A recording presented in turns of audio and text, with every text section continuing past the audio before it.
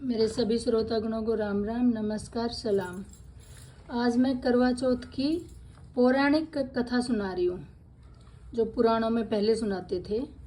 और आज व्रत भी है, सबको करवा चौथ मुबारक, मेरे खुद को भी।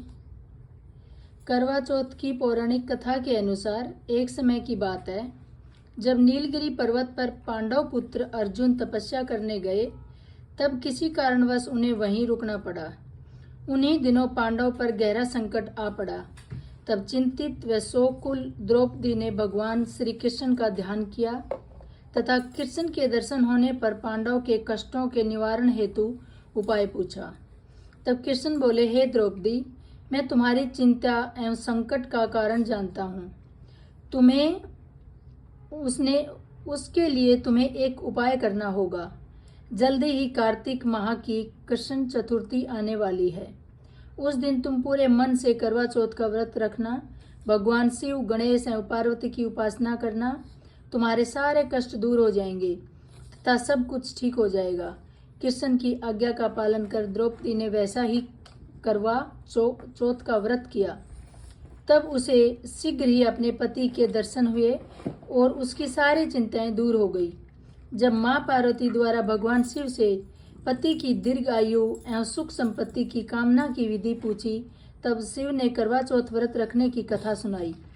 करवा चौथ का व्रत करने के लिए श्री कृष्ण ने द्रौपदी को निमन कथा का उल्लेखन किया था। पुराणों के अनुसार करवा नाम की एक पतिव्रता धोबिन अपने पति के साथ तुंगभद्रा नदी के किनारे स्थित गांव में रहती थी। उसका पति बूढ़ा और निर्बल था। एक दिन जब वह नदी के किनारे कपड़े धो रहा था, तभी अचानक एक मगरमच्छ यहाँ आया और धोबी के पैर अपने दांतों में दबाकर यमलोक की ओर ले जाने लगा।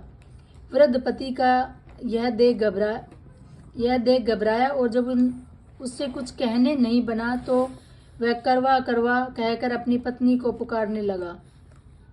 पति की पुकार सुनकर धोबिन करवा वहां पहुंची तो मगरमच्छ उनके पति को यमलोक पहुंचाने ही वाला था।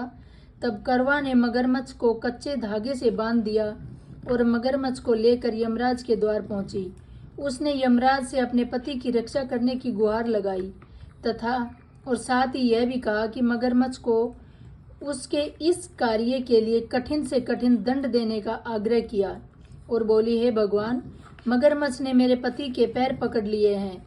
आप मगरमच्छ को इस अपराध के दंड स्वरूप नरक भेज दे। करवा की पुकार सुन यमराज ने कहा, अभी मगर की आयु शेष है, मैं उसे अभी यमलोक नहीं भेज सकता। इस पर करवा ने कहा, अगर आपने मेरे पति को बचाने में मेरी सहायता नहीं की तो मैं आपको श्राप दूंगी और नष्ट कर दूंगी। करवा का साहस देख यमराज भी डर गए और मगर को यमपुरी भेज दिया। साथ ही करवा के पति को दीर्घायु होने का वरदान दिया। तब से कार्तिक कृष्ण की चतुर्थी को करवा चौथ व्रत का प्रचलन में आया, जिसे इस आधुनिक युग में भी महिलाएं अपनी पूरी शक्ति भाव के साथ करती है और भगवान से अपने पति की लंबी उम्र की कामना करती है। नमस्कार।